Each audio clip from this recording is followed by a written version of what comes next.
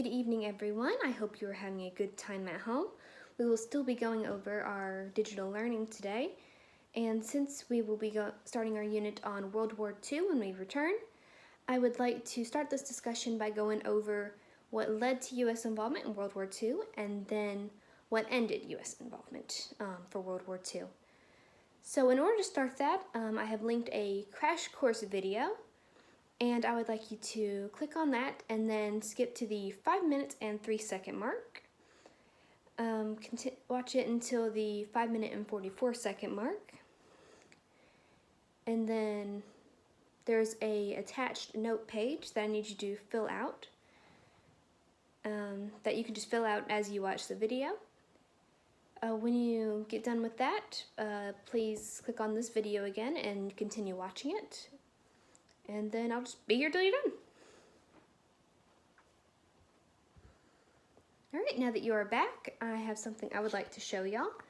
This is a World War II Hawaii dollar bill. It was issued to Hawaii after the Japanese invaded, after they attacked Pearl Harbor. So the idea behind this was that the U.S. government knew that Japan was more than willing to attack their territories and that the chances of invasion were higher than they originally expected. So as a preventative measure, they gave Hawaii this special currency. There was also a $5 version, $20, $10, and you'll take special note of the words Hawaii on the front and the big one on the back. This currency was only used for Hawaii during this time. And the idea behind this was that if the Japanese did in fact end up invading Japan, then the U.S. could say that this currency was null and void and that it would not be accepted. Once this happened, the money would basically just be paper, and the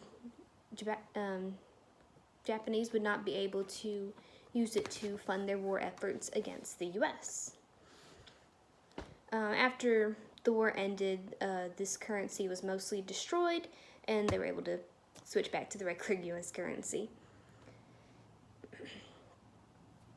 Now, I would like you to continue with the crash course video, but I need you to skip to the 9 minute mark and watch it up until the 10 minute and 12 second mark.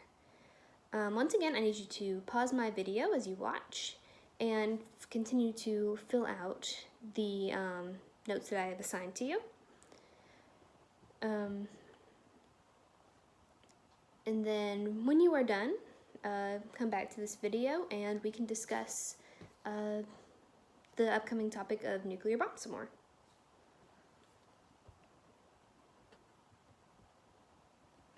Alright, I'm assuming you're back now. I would like to briefly go over the two stated reasons that the U.S. did result in bombing Japan. It wasn't all just because that they were angry about Pearl Harbor or anything like that. So as you know, nuclear bombs were a brand new piece of technology during this time. No country had done it before. Some countries didn't think it could be done. When the U.S. first bombed Japan, the Japanese officials and the emperor did not believe that the nuclear bomb was real. And they certainly didn't think that we had a second one.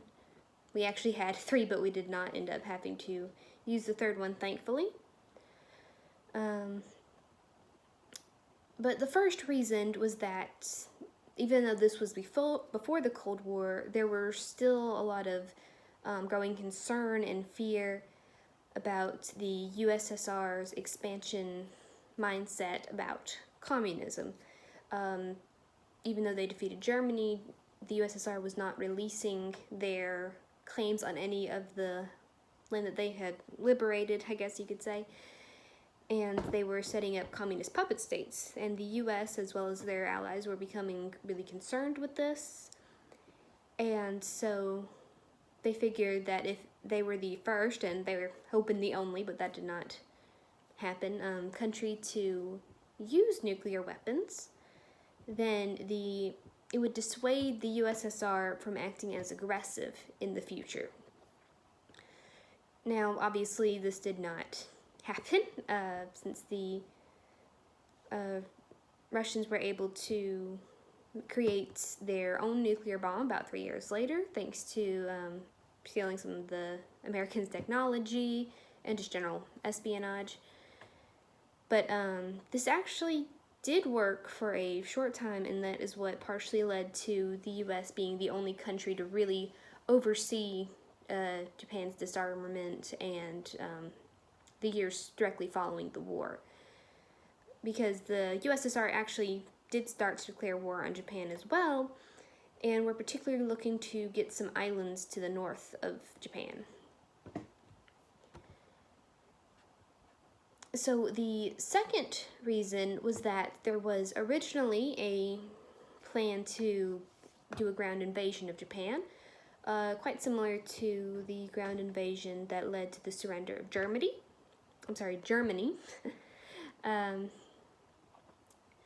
However, it was estimated that the lives lost, both American and Japanese, were just going to be so large that in the end it was concluded that nuclear bombs would be a better alternative.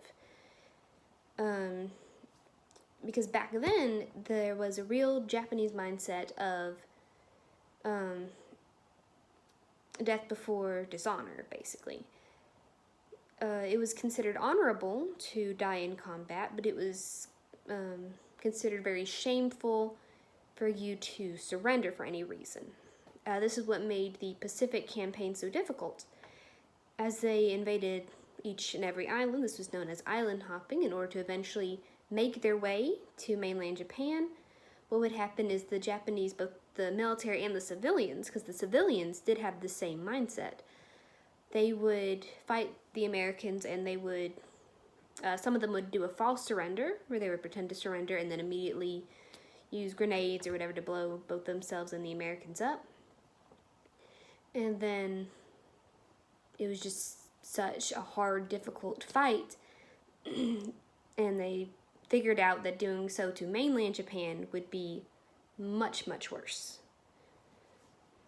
Now, some people kind of argue on whether these estimates were completely accurate, but all we can really go with is what they believed at the time.